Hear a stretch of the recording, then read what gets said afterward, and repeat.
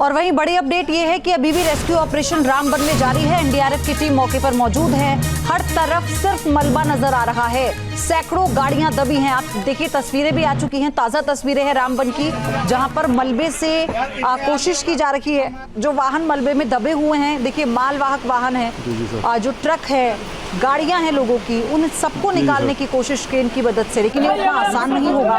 क्योंकि पहली बात तो ये कि पहाड़ी इलाकों में किसी भी प्रकार का लैंडस्लाइड हो जाता है या बादल फटने जैसी घटना हो जाती है, तो रास्ता बाधित होने की वजह से भी रेस्क्यू टीम को इतना समय लग गया ग्राउंड जीरो पर पहुंचने में। तो आप सोचिए कि जहां पर 30 मकान ढह गए, 3 लोगों की मौत की खबर आ गई, तो यहाँ पर कितना मुश्किल है, वो भी तब जब आधे से ज्यादा ये बड़े बड़े ट्रक धंस चुके हैं मिट्टी में। ये 2 तस्वीरें वहां की कहानी बयां कर रही हैं। ये एक्सक्लूसिव तस्वीर रामबन की आप न्यूज नेशन पर देख रहे हैं। हमारे सहयोगी जो पल पल की अपडेट वहां से पहुंचा रहे हैं। आप देखिए कैसे एनडीआरएफ की टीम्स मौके पर मोर्चा संभालते हुए आपको नजर आएंगी। मलबा हटाकर पहले रास्ता बनाया जा रहा है, किसी भी तरह से आवाजाही वहां पर चालू हो जाए, और फिर देखिए इन वाहनों को कैसे इस मलबे से निकाला जाएगा। और ये सिर्फ कुछ घंटों का काम नहीं है, इस रेस्क्यू ऑपरेशन में लंबा समय लगेगा।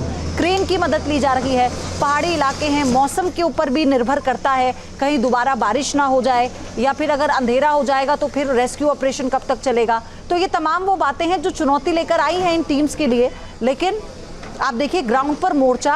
और दिल्ली में विकास को लेकर एक्शन में दिल्ली सरकार, ये बड़ी खबर, विकास के काम को लेकर मंत्रियों का व्हाट्सएप ग्रुप बनेगा। सूत्रों के हवाले से खबर, व्हाट्सएप ग्रुप में सीएम और सभी मंत्रियों को जोड़ा जाएगा। विधायकों के काम का अपडेट लिया जाएगा।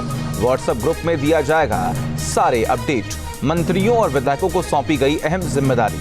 रेखा गुप्ता ने सभी मंत्रियों को साथ साथ विधायकों की जिम्मेदारी सौंपी है। सूत्रों के हवाले से खबर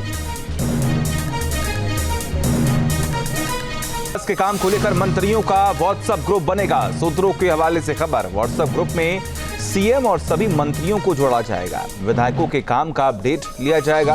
व्हाट्सएप ग्रुप में दिया जाएगा सारे अपडेट। मंत्रियों और विधायकों को सौंपी गई अहम जिम्मेदारी। रेखा गुप्ता ने सभी मंत्रियों को साथ साथ विधायकों की जिम्मेदारी सौंपी है। सूत्रों के हवाले से खबर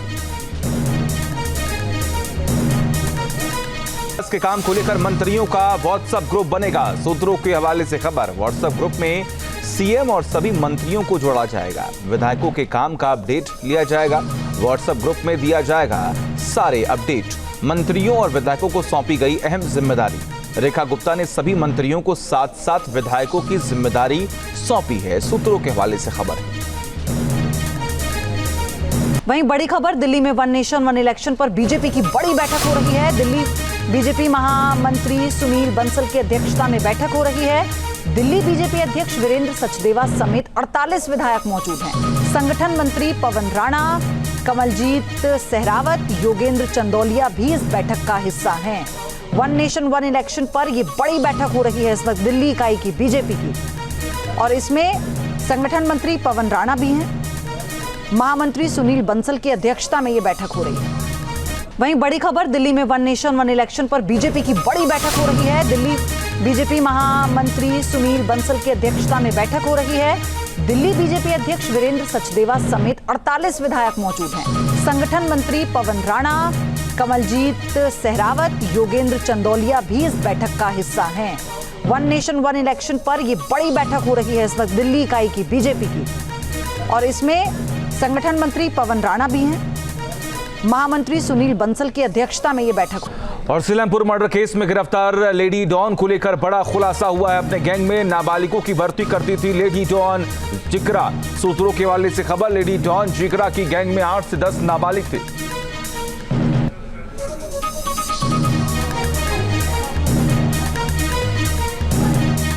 सीलमपुर के कुणाल हत्याकांड में जिस जिक्रा को गिरफ्तार किया गया है, अब उसके बारे में बड़े बड़े खुलासे हो रहे हैं।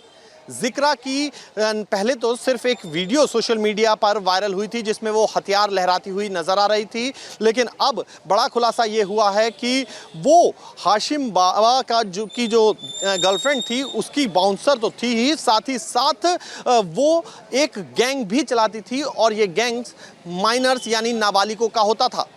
उसके गैंग में 8 से 10 नाबालिग थे जो कि क्राइम को अंजाम देते थे। और क्योंकि जो नाबालिग होते हैं उनके लिए सज़ा का प्रावधान अलग होता है, उनको कम सज़ा दी जाती है, इसलिए जो है वो हर क्राइम में, हर जुर्म में जो है वो इन नाबालिगों का इस्तेमाल करती थी। जो सीलमपुर में कुणाल हत्याकांड हुआ है उसमें भी नाबालिगों को ही हिरासत में लिया गया है, क्योंकि घटना के वक्त जो है वो इस पूरी घटना में जो मुख्य आरोपी हैं दिलशाद और साहिल, उसके अलावा कुछ नाबालिग भी शामिल होने का शक था, पुलिस को था, और उनको हिरासत में लिया जा रहा है। अब पुलिस ये भी पता लगाने में जुटी है कि इसके गैंग के जो जिक्रा है उसकी गैंग के कौन कौन से नाबालिग जो हैं इस पूरे घटनाक्रम में शामिल थे और कैसे वो अपना ये पूरा काला कारोबार जो है वो चलाती थी इन नाबालिगों के सर पर, और किस किस घटना को इससे पहले इन नाबालिगों के साथ मिलकर वो घटना अलग अलग जुर्म को अंजाम दे चुकी है। वीडियो जर्नलिस्ट जयेंद्र शर्मा के साथ मोहित बख्शी। और बिहार के बक्सर में कांग्रेस अध्यक्ष खड़गे का बयान आया सामने। ईडी ने राहुल सोनिया के खिलाफ चार्जशीट दाखिल की। चार्जशीट सिर्फ कांग्रेस को परेशान करने के लिए है। गांधी परिवार किसी के सामने झुकने वाला नहीं है, खड़गे ने इस बात का जिक्र किया। गांधी परिवार देश के लिए लड़ता रहेगा, इस बात का भी जिक्र किया। राहुल सोनिया के खिलाफ चार्जशीट दाखिल की। चार्जशीट सिर्फ कांग्रेस को परेशान करने के लिए है। गांधी परिवार किसी के सामने झुकने वाला नहीं है, खड़गे ने इस बात का जिक्र किया। गांधी परिवार देश के लिए लड़ता रहेगा, इस बात का भी जिक्र किया। राहुल सोनिया के खिलाफ चार्जशीट दाखिल की। चार्जशीट सिर्फ कांग्रेस को परेशान करने के लिए है। गांधी परिवार किसी के सामने झुकने वाला नहीं है, खड़गे ने इस बात का जिक्र किया। गांधी परिवार देश के लिए लड़ता रहेगा, इस बात का भी जिक्र किया।